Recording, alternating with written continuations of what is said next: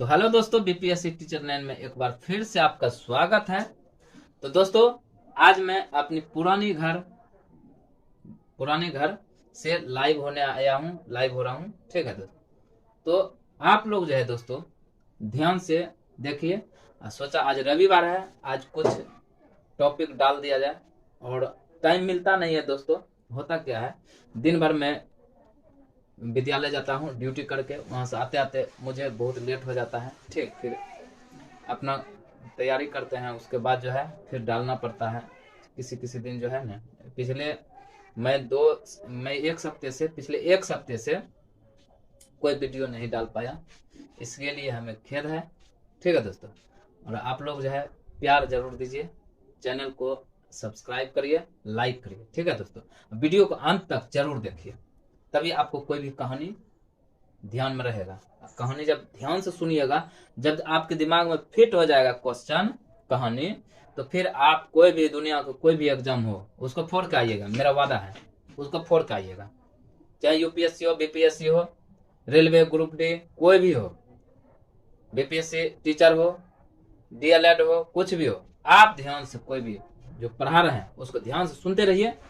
आपको मेरा वादा है, आप तोड़ के आइएगा उसको। जब तक तोड़िएगा नहीं तब तक छोड़िएगा नहीं। ठीक है दोस्तों, तो ज्यादा टाइम नहीं लेते हुए हम चलते हैं इतिहास की दुनिया मध्य एशिया से भारत का संपर्क। इतिहास की दुनिया में मध्य एशिया से भारत का संपर्क। तो मध्य एशिया से जो शासक आए, आक्रामक शासक जो आए, उसके बारे में मैं पढ़ने जा रहा हूं, और आप लोग ध्यान से सुनते रहिए। तो पश्चिम भारत में मौर्य के स्थान पर एशिया से कई राजवंश आए और अपनी सत्ता कायम किया। इस काल में भारतीय क्षेत्रों पर यूनानी कौन कौन आया? यूनानी, पहलव शासक तथा कुषाणों का हमला हुआ। यूनानी, पहलव शासक, शक, कुषाणों का हमला हुआ। भारत आने वाले विदेशी शासक का ट्रिक जो है, क्रमवार है, वो कैसे कैसे है, सबसे पहले कौन आए उनके बारे में दोस्तों बता रहे हैं। उसका एक ट्रिक है, यूसपकु का मतलब हुआ यूनानी। सबसे पहले कौन आया? यूनानी। उसके बाद स्वस हुआ शक, कौन आता है? शक। उसके बाद पौष हुआ पहला वंश, कौन हुआ? पौष से पहला वंश, कु से कुषाण वंश। तो ये सब शासक जो है, कुषाण शासक, पहला शासक, शक शासक, यूनानी शासक, ये सब शासक आते हैं विदेशी आक्रामक।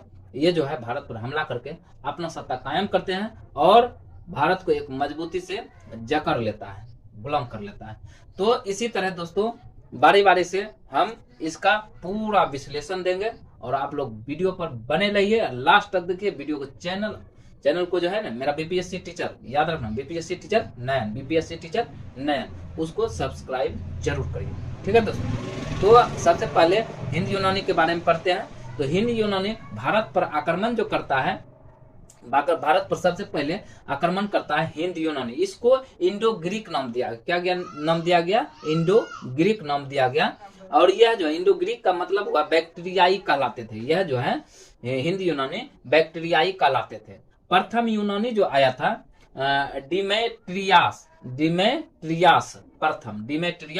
प्रथम, ये जो है बैक्टीरिया का शासक था। कहाँ का शासक था दोस्तों? बैक्टीरिया का शासक था।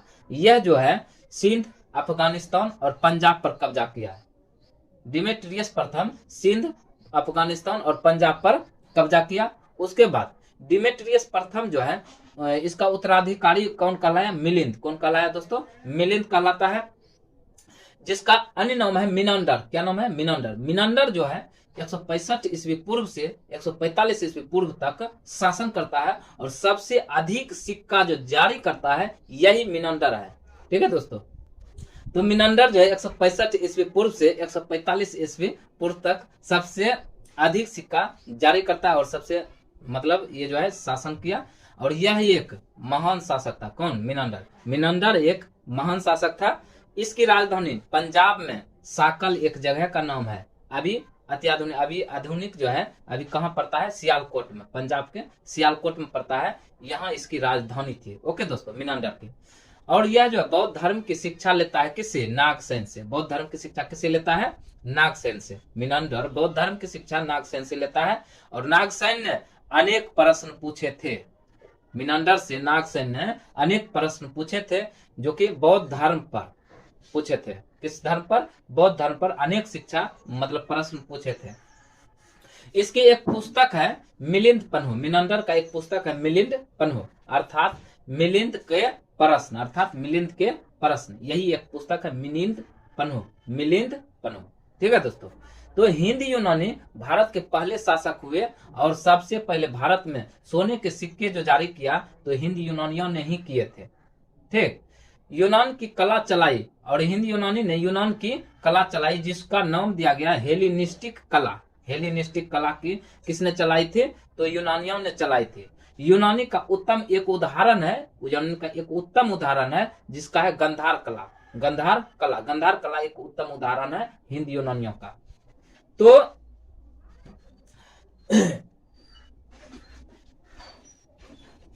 तपस्यारत बुद्ध का दृश्य गंधार कला का सर्वोत्तम उदाहरण है। तपस्यारत बुद्ध का दृश्य गंधार कला का एक उत्तम उदाहरण है। उसके बाद दोस्तों आता है दूसरा शासक शक। कौन आता है? शक। शक जो है हिंद यवन के बाद भारतीय क्षेत्रों पर हमला करने वाले शासक थे। शक हिंद यवन के बाद भारतीय क्षेत्रों पर हमला करने वाले कौन थे? शक शासक थे। शक ने भारत में पूर्वी ईरान से होकर आए थे। शक भारत में पूर्वी ईरान से होकर आए थे और 5 शाखा थी। शक की कितने शाखा थी दोस्तों? 5 शाखा थी और हर शाखा की राजधानी भारत और अफगानिस्तान में अलग अलग भाग में फैले हुए थे। अलग अलग भाग में फैले हुए थे। ठीक है दोस्तों। तो अलग अलग भाग में जो शक की शाखा थी वह पहला था अफगानिस्तान। कहाँ था? अफगानिस्तान। और दूसरा पंजाब जिसकी राजधानी तक्षशिला थी, अभी पाकिस्तान में चला गया। तक्षशिला कहाँ है? पाकिस्तान में है दोस्तों। उसके बाद एक भाग उसका था मथुरा। कौन सा था? मथुरा, जो कि यूपी में पड़ता है। उसके बाद एक भाग था पश्चिम भारत में। एक भाग कहाँ था? पश्चिम भारत में। और उसके बाद एक भाग था ऊपरी दक्कन। ऊपरी दक्कन में था। ठीक है दोस्तों। शक का ये सब भाग था। और 57 से 78 ईस्वी पूर्व में उज्जैन के चंद्रगुप्त द्वितीय, 57 से 78 ईस्वी पूर्व में उज्जैन के चंद्रगुप्त द्वितीय, उज्जैन अभी जो है एमपी में पड़ता है, तो उज्जैन के द्वितीय ने शकों को युद्ध में पराजित किया था। ठीक है दोस्तों। शकों को युद्ध में पराजित किया था। शकों को बाहर खदेड़ दिया था और चंद्रगुप्त द्वितीय ने बाहर खदेड़ कर बोला मैं विक्रमादित्य हूँ। कौन है? विक्रमादित्य। और उस समय से विक्रमादित्य की उपाधि धारण किया कौन? चंद्रगुप्त द्वितीय। और अंत में जाके लास्ट में विक्रम संवत चलाया। और विक्रम संवत नाम का संवत जो चलाता है 58 ईस्वी पूर्व में चलवाता है। कब चलाता है? 58 ईस्वी पूर्व में चलाता है। और किसके उपलक्ष्य में? तो शकों पर उसकी विजय से आरंभ हुए किए गए थे। मतलब शकों पर विजय के उपलक्ष्य पर जो है 58 ईस्वी पूर्व में विक्रम संवत चलाता है कौन? चंद्रगुप्त विक्रमादित्य। ओके।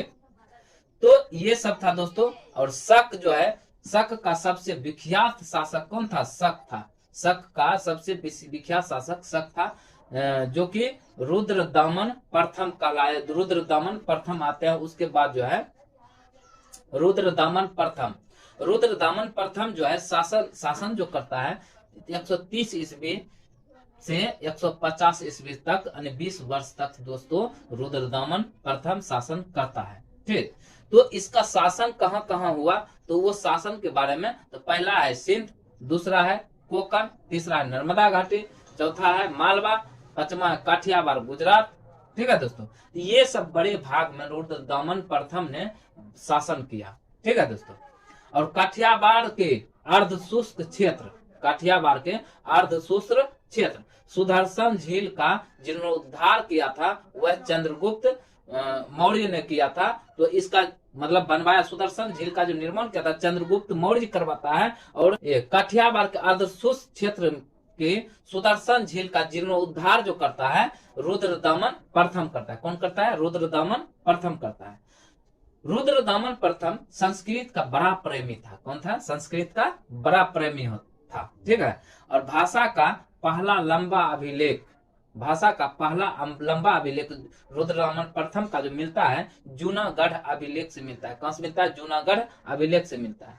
उसके बाद आता है क्षत्रप। क्षत्रप जो है शक नरेशों के भारतीय प्रदेशों के शासक जो है उसको हम क्षत्रप कहते हैं।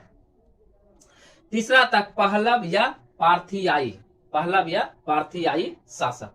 यह जो शक के बाद आधिपत्य हुआ, पार्थियाई शासक शकों के बाद आधिपत्य होता है। और मूल वास स्थान पहलव का जो मूल वास स्थान ईरान था। कहां से आया था पहलव? तो ईरान से आया था, ठीक है दोस्तों। और सबसे प्रसिद्ध पार्थियाई राजा गोंडो फर्निस था। कौन था? गोंडो फर्निस था। और संत थॉमस ईसाई धर्म का प्रचार के लिए भारत आए थे। कौन? पहलव।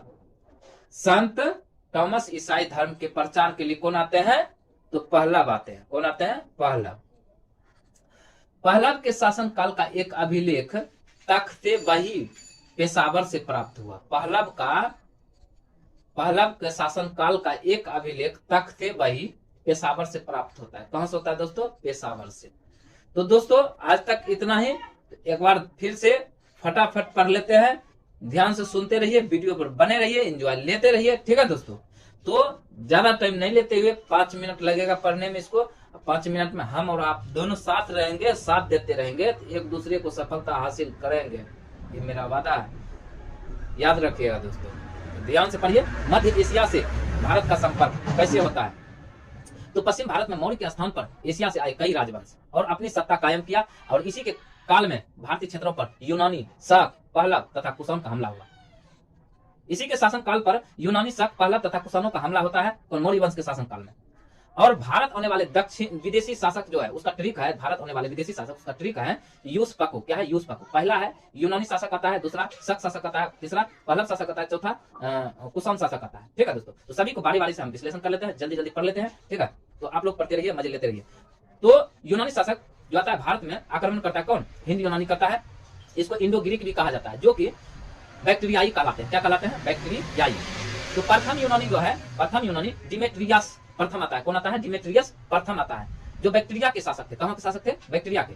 और डिमेट्रियस प्रथम ने भारत के कई स्थानों पर कब्जा करते हैं। पहला सिंध, अफगानिस्तान और पंजाब, ये 3 स्थानों पर यह पूरी जोर शोर से कब्जा कर लेते हैं। और डिमेट्रियस प्रथम ने का उत्तराधिकारी जो है मिलिंद था। कौन था? मिलिंद। इसको मिनंडर के नाम से जाना जाता है। मिनंडर जो है 165 ईस्वी पूर्व से 145 ईस्वी पूर्व तक शासन करता है। और सबसे अधिक सिक्के भारत में जो जारी किया था हिंद यूनानी मिनंडर किया था। कौन किया था? हिंद यूनानी मिनंडर किया था। मिनंडर की राजधानी पंजाब में साकल के स्थान, साकल नामक स्थान पर करता है, जो आधुनिक अभी कहां पड़ता है? सियालकोट में पड़ता है। कहां पड़ता है? सियालकोट में।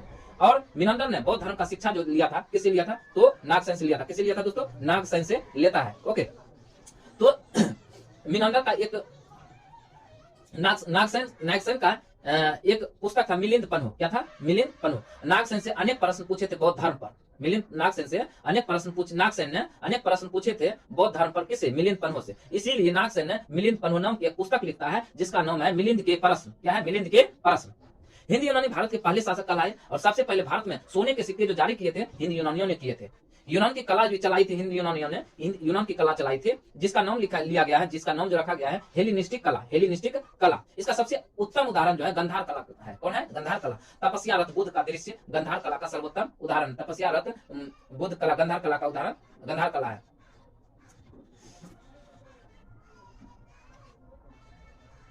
उसके बाद शक यवन के बाद तब आता है दूसरा शासक शक आता है। तो हिंद यवन के बाद भारतीय क्षेत्रों पर हमला करने वाले कौन थे? शक शासक थे। शक ने भारत में पूर्वी ईरान से आए थे। शक ने भारत में पूर्वी ईरान से आते हैं और 5 शाखा थी इसका, शक का। हर शाखा की राजधानी भारत और अफगानिस्तान में अलग अलग भाग में फैले हुए थे। तो अफगानिस्तान एक शाखा थी, दूसरा पंजाब जिसकी राजधानी तक्षशिला है, अभी वो पाकिस्तान में पड़ जाता है। तीसरा है मथुरा, चौथा है पश्चिम भारत, पांचवा है ऊपरी दक्कन। उसके बाद 57 से 78 ईस्वी पूर्व में, 57 से 78 ईस्वी पूर्व में उज्जैन के चंद्रगुप्त द्वितीय ने शकों को युद्ध में पराजित किया करके उसके बाद शकों को बाहर खदेड़ दिया और विक्रमादित्य की उपाधि धारण करता है। और विक्रम संवत नाम का एक संबंध 58 ईस्वी पूर्व में शकों के विजय के उपलक्ष्य में आरंभ करता है। कौन? विक्रमादित्य करता है। चंद्रगुप्त द्वितीय को विक्रमादित्य के नाम से भी जानते हैं।